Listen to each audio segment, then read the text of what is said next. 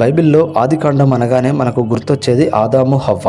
కానీ వారి జీవితంలో జరిగిన సంఘటనల వెనుక ఎంతటి మానసిక సంఘర్షణ ఉంది, ఎంతటి ఉత్కంఠత దాగి ఉందో మీరు ఎప్పుడైనా గమనించారా?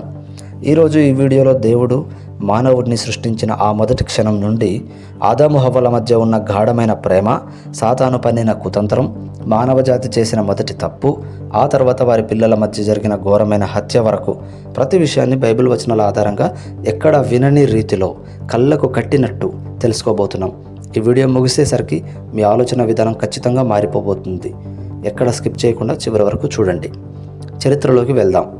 దేవుడు సమస్తాన్ని సృష్టించాడు, కానీ ఆదాముకు ఒంటరితనం నచ్చలేదు. అప్పుడు దేవుడు ఆదాముకు గాఢ నిద్ర కలుగజేసి అతని ప్రక్కటెముక నుండి ఒక స్త్రీని సృష్టించాడు. ఆదాము కళ్ళు తెరిచి తన ముందున్న స్త్రీని చూడగానే ఏమన్నాడో తెలుసా? అప్పుడు ఆదాము ఇట్లనెను, నా ఎముకలలో ఒక ఎముక, నా మాంసములో మాంసము, ఇది నరునిలో నుండి తీయబడిన గనుక నారి అనబడును. ఫ్రెండ్స్, ఇక్కడ గమనించండి.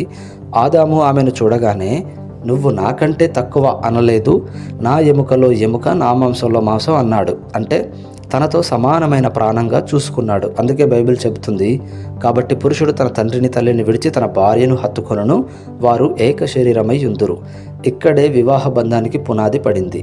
ఇద్దరు వ్యక్తులు కలిసి ఒక్కటిగా మారే అద్భుతమైన బంధం ఇది. కానీ ఈ ఆనందం ఎంతో కాలం నిలవలేదు. ఏదేను తోటలోకి సాతాను ప్రవేశించాడు. దేవుడు తినవద్దన్న ఆ మంచి కీడుల తెలివినిచ్చే వృక్షఫలాన్ని చూపించి హవ్వను శోధించాడు. వచనం ఏం చెబుతుందంటే, స్త్రీ ఆ వృక్షము ఆహారమునకు మంచిదియు, కన్నులకు అందమైనదియు, వివేకమిచ్చు రమ్యమైనదియునై ఉండుట చూచినప్పుడు ఆమె దాని ఫలములలో కొన్ని తీసుకొని తిని తనతో పాటు తన భర్తకు ఇచ్చెను, అతడు కూడా తినెను. ఇక్కడ ఒక పెద్ద సస్పెన్స్, ఒక రహస్యం ఉంది ఫ్రెండ్స్. క్రొత్త నిబంధనలో అపొస్తలుడైన పౌలు 1 తిమోతి 2:14లో ఒక షాకింగ్ నిజం చెప్పాడు. మరియు ఆదాము మోసపరచబడలేదు, కానీ స్త్రీ మోసపరచబడి అపరాధంలో పడెను. దీని అర్థం ఏంటో తెలుసా? సాతాను మాట్లాడిన అబద్ధాలను హవ్వ నమ్మి మోసపోయింది. కానీ ఆదాముకు తెలుసు అది తప్పని. అతడు మోసపోలేదు. అయినా సరే తన భార్య తిన్నది కాబట్టి ఆమెకు దూరమైపోతానేమో అనే భయంతోనో లేదా ఆమె మీదున్న అమితమైన ప్రేమ వల్ల తెలిసి కూడా ఆ పండును తిన్నాడు. ఎంతటి ఉత్కంఠభరితమైన మలుపు ఇది! తప్పు చేసేశారు, కళ్ళు తెరుచుకున్నాయి, భయం పట్టుకుంది. దేవుని స్వరం వినపడగానే చెట్ల చాటున దాక్కున్నారు.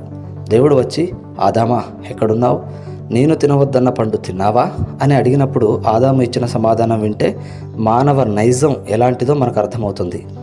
ఆదామన్నాడు, నాతో నుండుటకు నీవు నాకు ఇచ్చిన ఈ స్త్రీయే ఆ వృక్ష ఫలములు కొన్ని నాకు ఇయ్యగా నేను తింటినెను. చూసారా? ఇందాక నా ఎముకలో ఎముక, నా మాంసంలో మాంసం అని ప్రాణం ఇచ్చిన ఆదామే తప్పు దొరికిపోయేసరికి నిందను భార్య మీదకు, ఆపైగా నీవు నాకు ఇచ్చిన ఈ స్త్రీ అంటూ దేవుని మీదకు నెట్టేశాడు. ఈ రోజుల్లో మనం కూడా అంతే కదా ఫ్రెండ్స్. తప్పు మనది అయినప్పుడు ఇతరుల మీదకు నెట్టివేయడానికి ప్రయత్నిస్తాం. ఆదాము నుండి వచ్చిన రక్తగుణం ఇది. దేవుడు వారిని ఏదేను తోట నుండి బయటకు పంపించేశాడు. కష్టం, వేదన, చెమటోడ్చి పని చేయడం మొదలైంది. కానీ దేవుడు వారిని పూర్తిగా విడిచిపెట్టలేదు. తోట వెలుపల వారి జీవితం ఎలా సాగింది?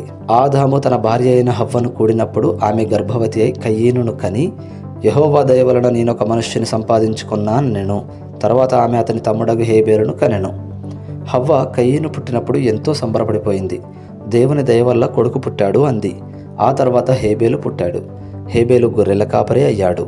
కయీను భూమిని సేద్యపరిచే రైతు అయ్యాడు. అంతా బాగుంది అనుకునే లోపే ఆ కుటుంబంలో ఒక మహాఘోరం జరిగిపోయింది. కయీను అసూయతో తన సొంత తమ్ముడైన హేబేలును దారుణంగా చంపేశాడు.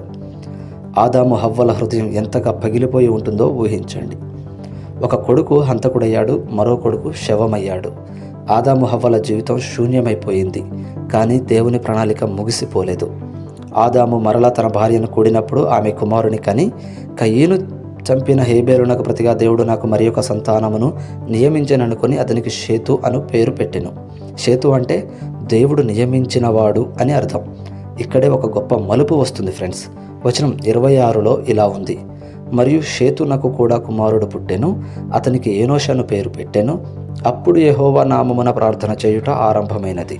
భూమి మీద పాపం పెరిగిపోతున్న సమయంలో దేవుని నామమున ప్రార్థించడం, ఆయనను వెతకడం ఈ షేతు సంతానం ద్వారానే ప్రారంభమైంది. అంటే పతనమైన మానవాళికి మళ్ళీ దేవుడు ఒక నిరీక్షణను ఇచ్చాడు. చివరిగా ఆదికాండం 5వ అధ్యాయం ఆదాము వంశావళిని మనకు చెప్తుంది. దేవుడు ఆదామును సృజించిన దినమున దేవుని పోలికగా అతని చేసెను. మగవానిగాను ఆడుదానిగాను వారిని సృజించి వారికి నరులని పేరు పెట్టెను. ఆదాము 130 ఏళ్ల వయసులో షేతును కన్నాడు. ఆ తర్వాత అతడు మరికొంతమంది కుమారులను కుమార్తెలను కన్నాడు. ఆదాము బ్రతికిన మొత్తం దినములు 930 ఏళ్ళు. ఫ్రెండ్స్, ఈ మొత్తం చరిత్రను చూస్తే మనకు ఏం అర్థమవుతుంది? దేవుడు మనల్ని ఎంతో ప్రేమతో తన పోలికలో సృష్టించాడు. మనం తప్పు చేసినప్పుడు శిక్షించినప్పటికీ మనల్ని పూర్తిగా వదిలేయడు. హేబేలు పోతే షేతును ఇచ్చి తన నామాన్ని నిలబెట్టుకున్న దేవుడు ఆయన. ఆదాము హవ్వల చరిత్ర కేవలం ఒక గతం కాదు, అది మన అందరి చరిత్ర. మన పాపం, మన బలహీనత మరియు మనపై దేవునికి ఉన్న అపారమైన కృపకు ఇది నిదర్శనం. ఈ వీడియో మీకు ఎలా అనిపించింది?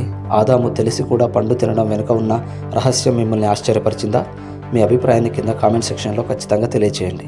ఇలాంటి మరిన్ని ఆసక్తికరమైన బైబిల్ సత్యాల లోతైన వివరణల కోసం ఇప్పుడే మన ఛానల్ని లైక్ చేయండి, షేర్ చేయండి మరియు సబ్స్క్రైబ్ చేయడం అస్సలు మర్చిపోకండి. వచ్చే వీడియోలో మళ్ళీ కలుద్దాం. Thank you for watching. God bless you.